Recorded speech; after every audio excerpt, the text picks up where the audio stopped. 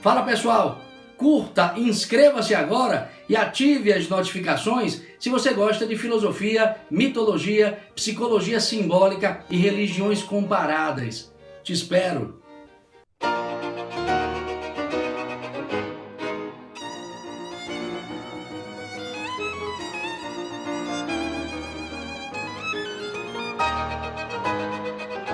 Oficialmente a live de hoje, dia 21 de setembro, véspera de primavera, nada mais oportuno que falar de um tema a mim particularmente muito caro e espero que caro também a todos vocês, porque eu vou tratar da inteligência humana, uma faculdade humana muito pouco compreendida nos termos de sua realidade nos dias de hoje. Ou seja, o senhor está me dizendo, professor, que entendemos muito mal o que é efetivamente inteligência? Exatamente. Então, para encurtar aqui o papo, a ideia que eu estou dando já de início, de pronto, de imediato, é que a nossa cultura hoje tem um entendimento muito pobre, muito superficial acerca do que efetivamente significa inteligência. Então eu vou discorrer aqui, claro, partindo da cultura matricial do Ocidente, da cultura grega, para que vocês possam, pouco a pouco, tatear o que efetivamente a palavra inteligência nos comunica a nível filosófico. E eu vou, claro, ao partir da cultura grega, me reportar ao mito que comunica a transmissão dessa faculdade aos homens. Tem um mito, talvez por todos que estão nessa live conhecido, um mito conhecido por praticamente todos os que frequentam aí as esferas, os ambientes onde corre a filosofia, que é o mito de Prometeu, muito famoso. Eu não vou contá-lo aqui, porque não é esse propriamente o meu enfoque, mas apenas lembrá-los que Prometeu, tio de Zeus, roubou o fogo olímpico para entregar aos homens. Prometeu foi o titã que criou a humanidade, compadecido pelo fato da humanidade não ter recebido um atributo específico na criação. Olha só, pelo fato da humanidade, pelo fato do homem não ter recebido um atributo específico, que todos os seres o receberam, compadecido pela situação do homem, Prometeu rouba aquilo que distingue os deuses dos homens, tornando então os homens deuses. É isso que o mito transmite de pronto. E é curioso notar que esta passagem é reiterada por mil e uma mitologias da história. Então vocês vão encontrar, claro, adaptado ao contexto cultural de cada povo, este mito, vocês vão encontrar alguma coisa que foi dado ou roubado dos deuses aos homens. Dado pelos deuses aos homens ou roubado dos deuses e entregue aos homens, como no caso aí desse mito grego. Prometeu entrega um fogo que não é propriamente qualquer coisa, é simplesmente o símbolo da ordem cósmica. Então o senhor está me dizendo que o homem é dotado de uma faculdade que o assemelha aos deuses? Ora, meu amigo, já disse isso em outras tantas lives. Esse é o dado talvez mais recorrente nas filosofias clássicas e nos vários mitos que tratam da criação do universo e do homem. Inclusive nós, como já disse várias vezes, conhecemos aquela famosa passagem bíblica: o homem foi feito à imagem e semelhança de Deus. Se vocês observarem esta passagem de uma perspectiva simbólico-filosófica, vocês compreenderão do que eu estou falando. Vocês, claro, compreenderão com mais precisão as consequências da entrega do fogo olímpico aos homens. Ou seja, os homens tornaram-se deuses, como é dito também por Jesus numa das suas passagens, num dos evangelhos sinóticos. Então, enfim, ok, professor, e daí? E daí que eu tenho o fogo olímpico? E daí que você é dotado de uma consciência autoconsciente ou dotado de uma inteligência capaz de discernir? Porque o principal atributo que o homem passou a desenvolver ao receber o fogo foi a capacidade de discernir o real do irreal, a luz das sombras, o permanente do efêmero. Ou seja, se a consciência humana é esse fogo olímpico, a consciência humana é dotada da capacidade de separar dentre. Como assim, professor?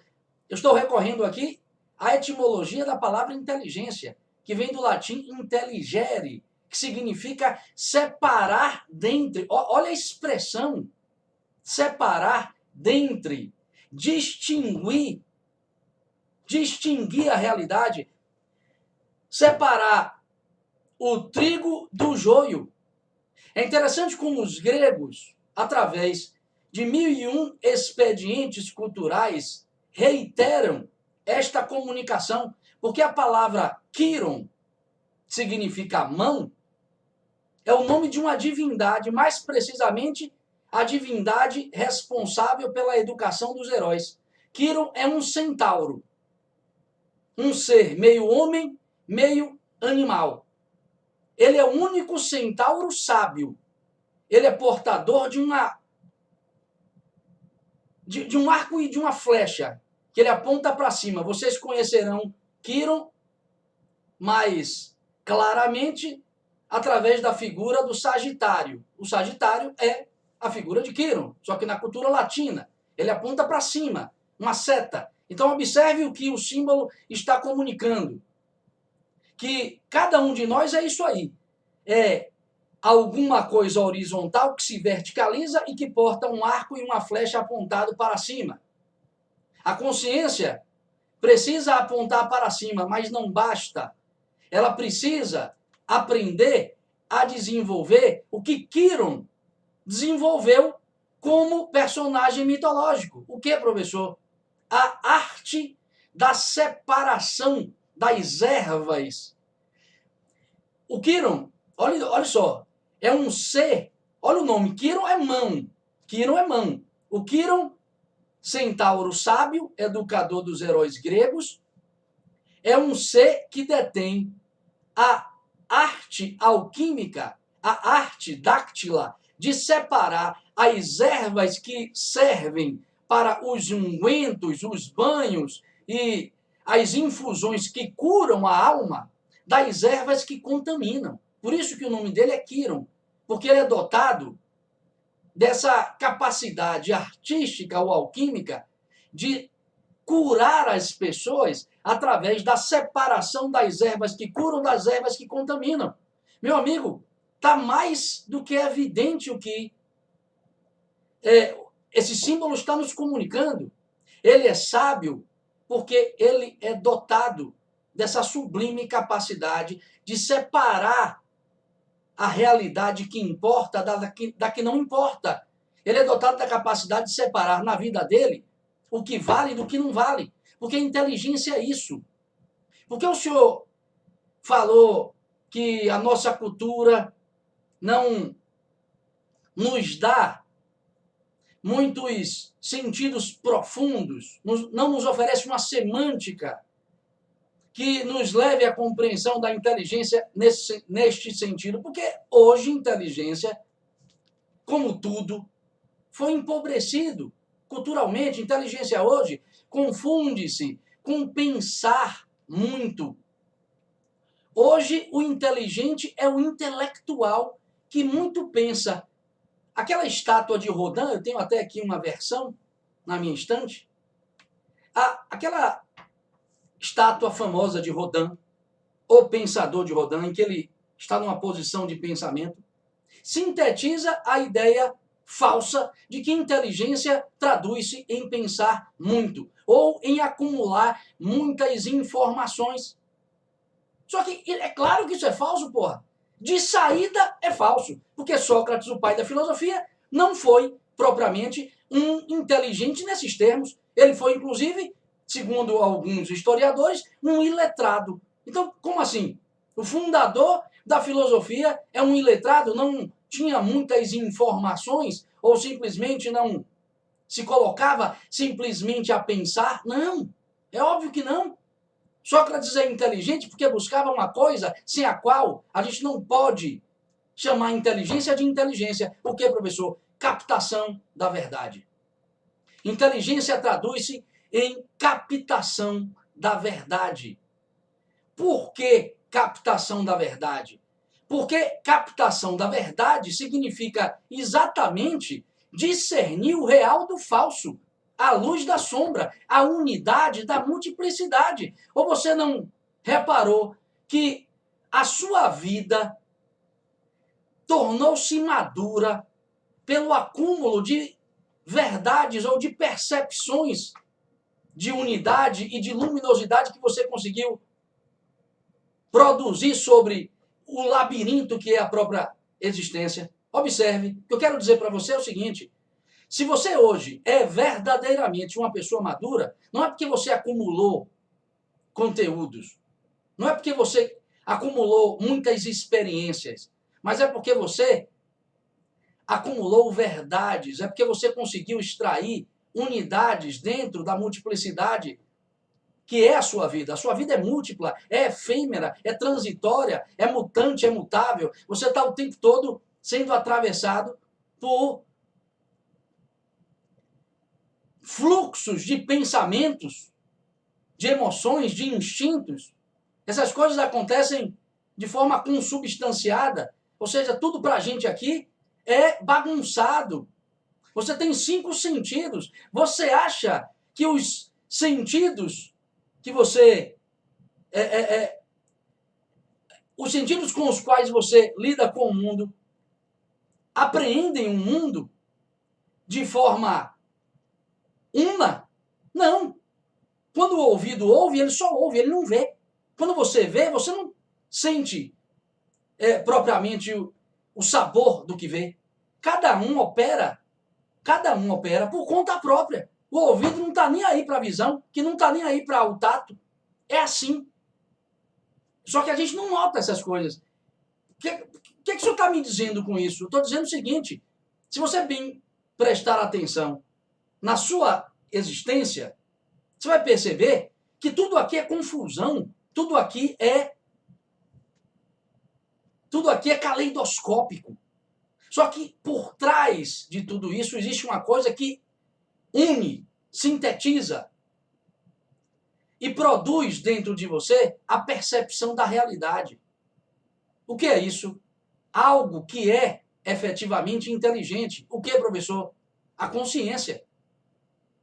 A consciência é a morada da inteligência. E a consciência, como eu já disse, é um feixe do ser. É um feixe do ser.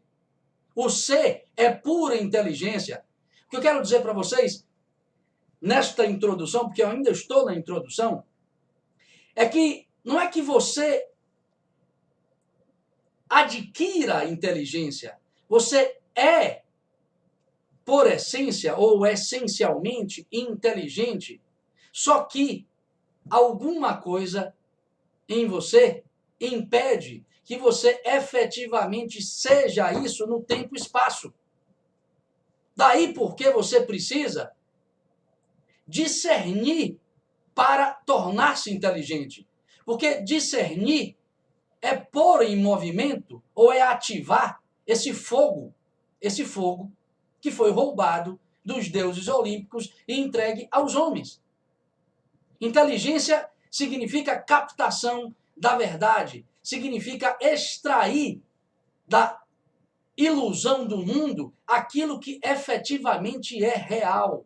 E se você não tomar as rédeas da sua vida para produzir esse movimento, ela, a vida, o fará por você, como já disse, porém, através da dor. Porque ela está o tempo todo nos convocando a perceber a realidade. Ela, vida, está o tempo todo nos convidando a perceber o que vale. O que vale. Isso, por exemplo, na filosofia hindu, é chamado de anatta, em Pali, anatta, em sânscrito, anatman. Dentro da psicologia budista, anatman é discernir, é discernimento entre o eu real e os eus falsos, ou para ser mais preciso em terminologia budista, é separar o não eu, que é, na verdade, no budismo, o eu real, dos eus fenomenológicos, dos eus mutantes, dos eus falsos que orbitam essa estrutura consciencial de fundo. Por isso que os caras estão aí há milênios praticando práticas de concentração. Para quê? Para alcançar um pouco da realidade, para desenvolver um pouco de inteligência. Vocês vão encontrar essa relação entre o logos, ou fogo cósmico, e o fogo da inteligência humana, ou propriamente a inteligência humana, também em Platão você vai encontrar, em Aristóteles você vai encontrar, em Plotino.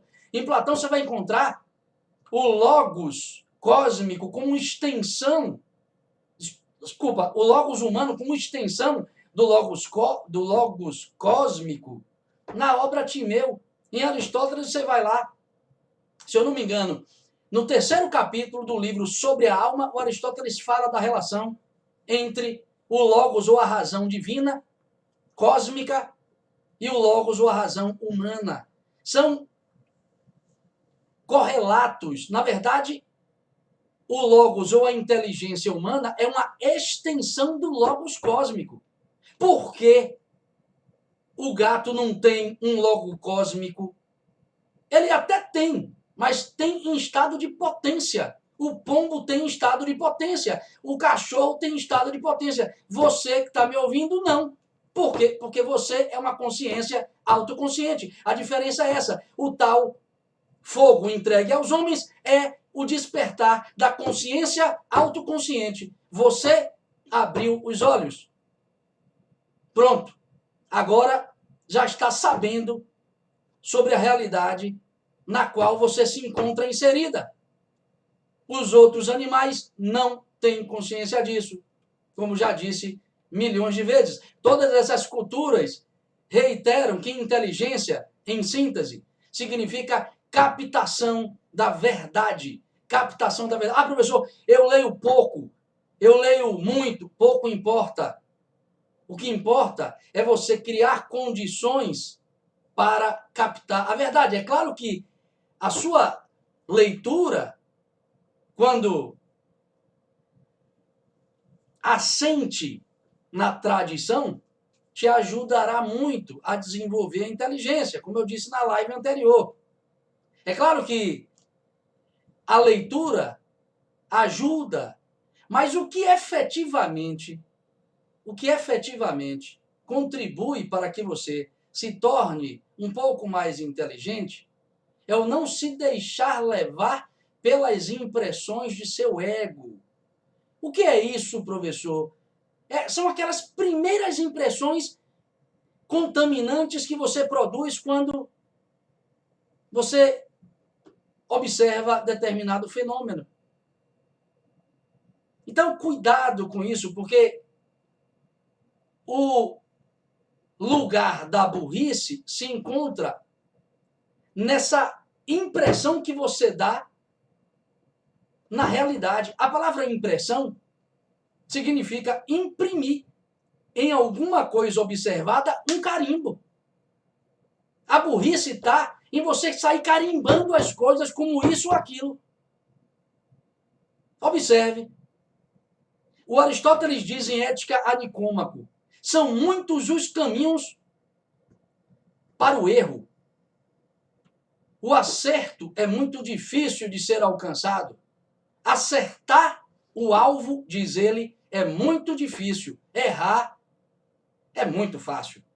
Ele está falando da consciência e da lida que a consciência tem com a realidade. Eu vou tentar, então, colocar aqui 3 dados que contribuirão para que você possa tornar-se um pouco mais inteligente.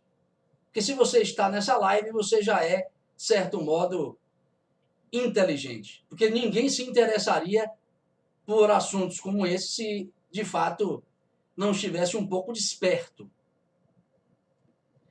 Então, primeiro ponto que eu gostaria de considerar aqui e provocar a todos vocês que o tome como objeto de reflexão. Primeiro ponto, primeira consideração que eu gostaria de colocar para vocês é a seguinte: para nos tornarmos inteligentes, é preciso que a gente aprenda a perceber a estrutura hierárquica da realidade. Então, eu vou dar 3 chaves para vocês meditarem sobre como tornar-se efetivamente inteligente nesse sentido que eu estou colocando aqui para vocês. Não no sentido convencional do Gardner, das múltiplas inteligências, porque não é a habilidade para fazer alguma coisa que carimba você como inteligente. Não é. Isso é um meio, é um veículo.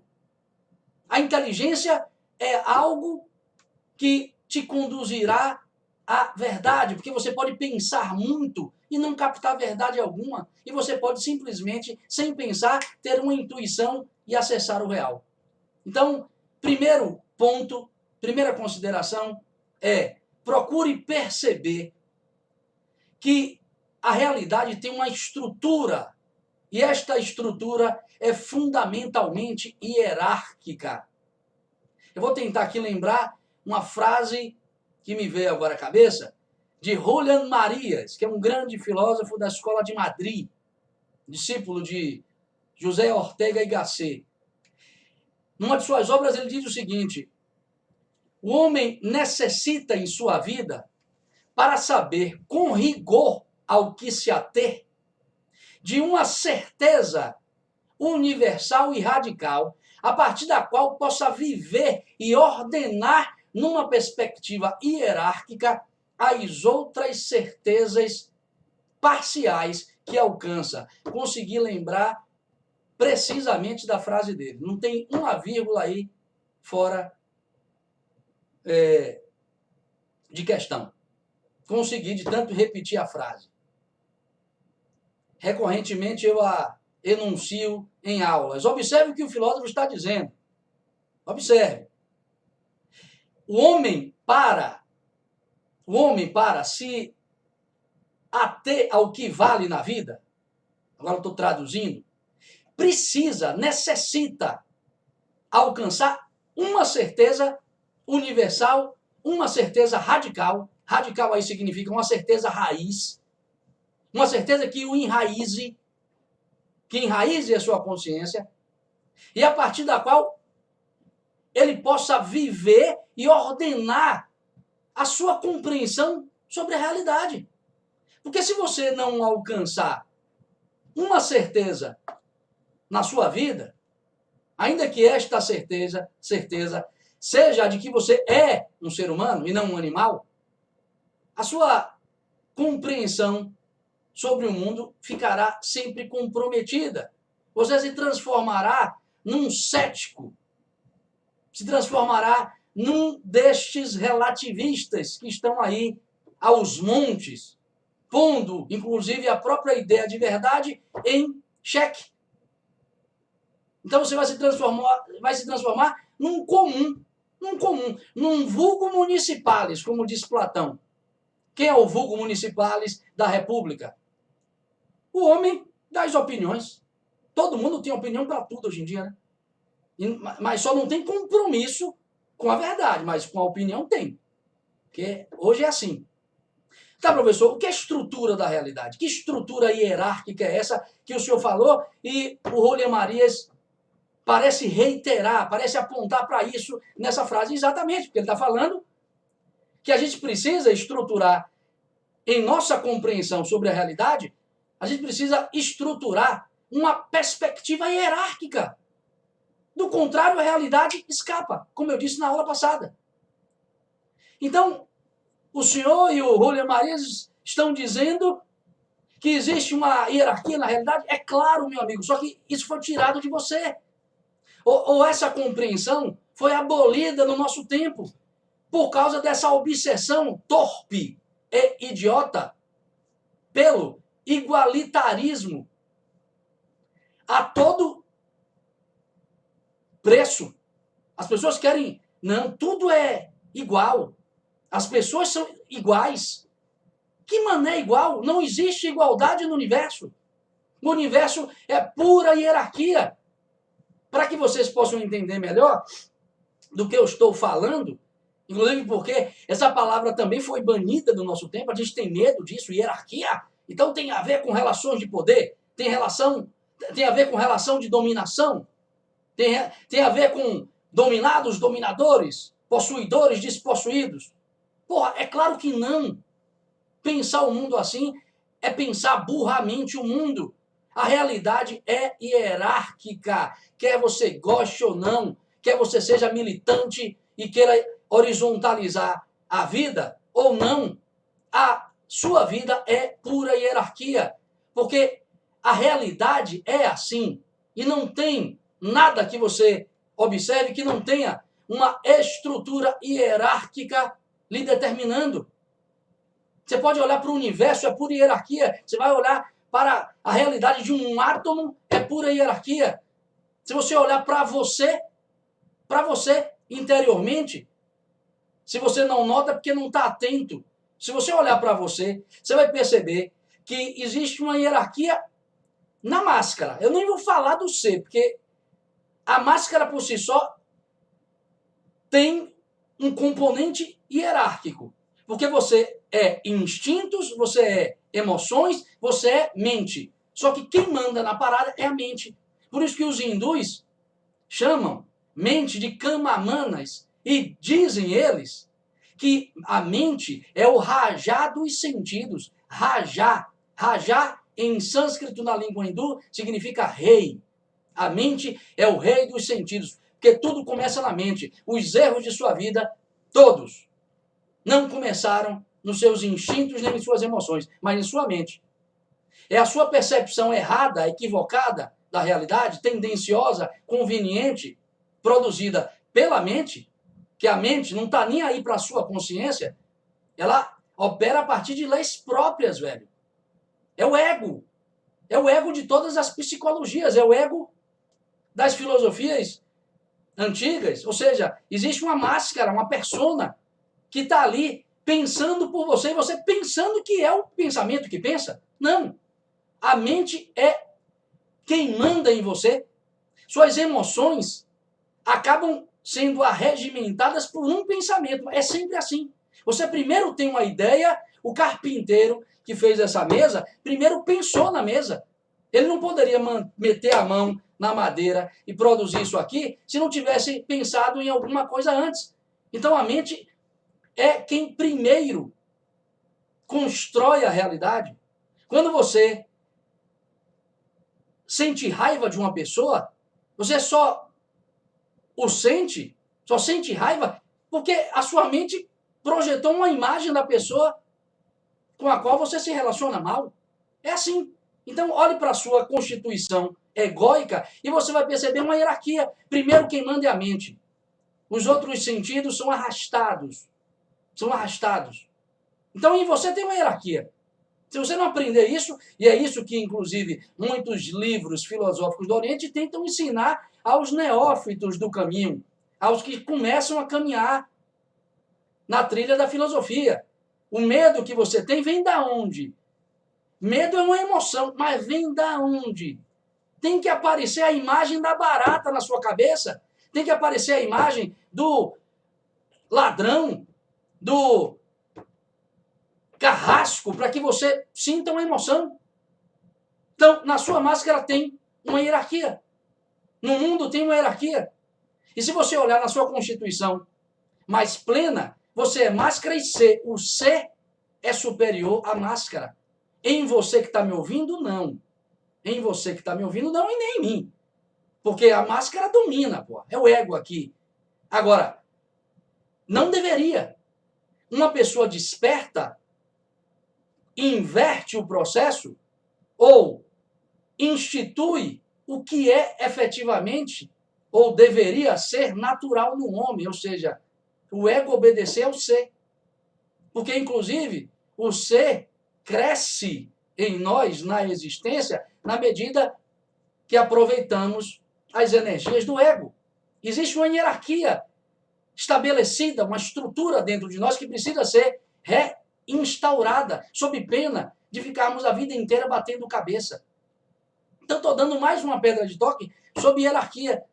Professor, para que eu seja efetivamente, ou me torne efetivamente inteligente, eu preciso devolver a hierarquia do mundo, que me foi tirada a nível compreensivo por esses discursos todos de igualitarismo? Exatamente. Exatamente. Então, existe hierarquia em absolutamente tudo, meu amigo. Tudo. Se você olhar para a realidade, você vai encontrar um dado que nos foi ocultado por nossa cultura, ao ponto dela se tornar hipócrita e mesquinha ao afirmar que a democracia é o melhor tipo de governo, quando Platão já fala disso na República, já falava disso há 2.500 anos atrás, está dizendo, não pode ser o melhor tipo de governo. Claro que não pode ser. Então, o que efetivamente a cultura nossa de hoje me tirou a nível compreensivo? Sabe o quê? Que a realidade é constituída de diferenças de poder. A realidade tem um dado estrutural que é a diferença de poder ou hierarquia. A vida é assim, não adianta tentar apagar o que não pode ser apagado.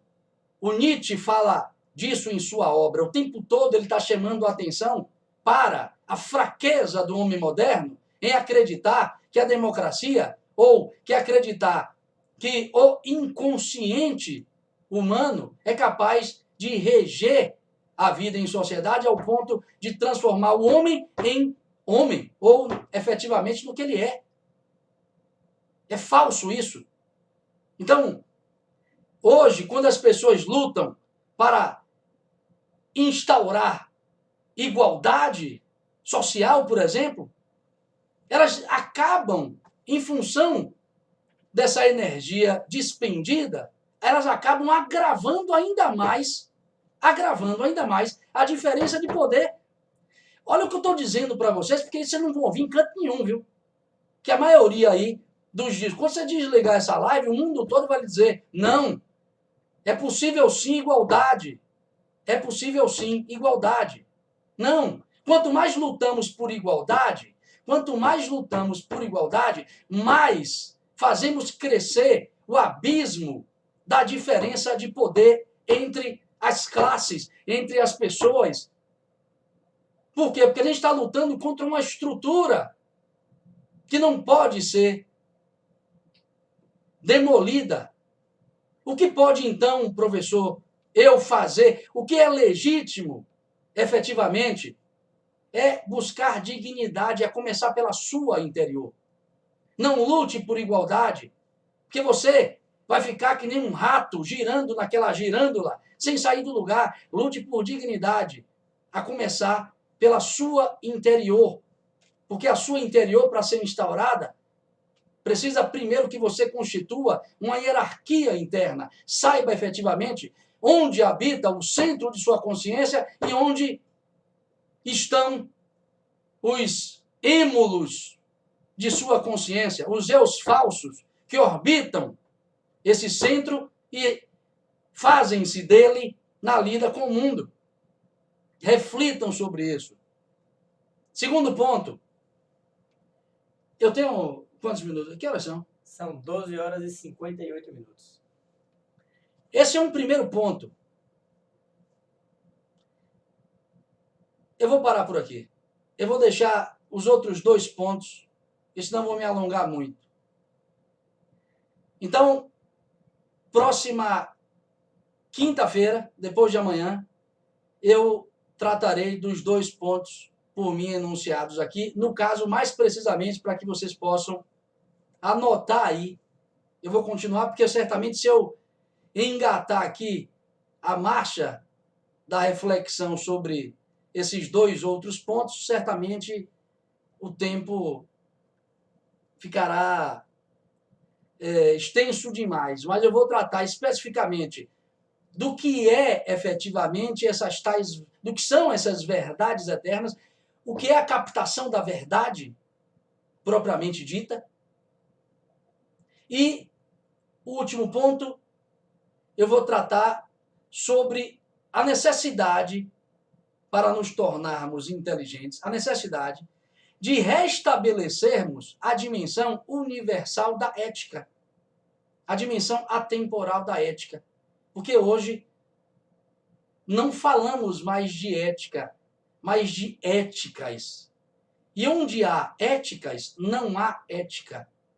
A gente fala de éticas porque estamos no âmbito de uma percepção particularista, no âmbito de uma percepção voltada para o singular, para o particular das coisas. A gente precisa devolver à nossa consciência o universal, porque sem essa dimensão, o homem não pode tornar-se efetivamente inteligente. Por quê? Ora, porque você está lidando com a realidade de forma amputada. A realidade fica amputada para você, porque a realidade, ela se estrutura, como já disse, numa crucificação. Você é um ser crucificado entre o universal e o singular. Se você tira o universal, sua realidade fica capenga e sua percepção sobre ela também.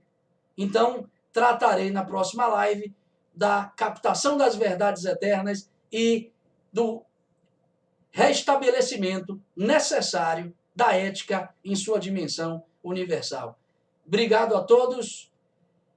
E quinta-feira a gente se encontra para a continuação dessa live. Valeu, pessoal. Gostou desse vídeo? Então curta, inscreva-se agora e ative as notificações para não perder nenhuma reflexão filosófica. Te espero.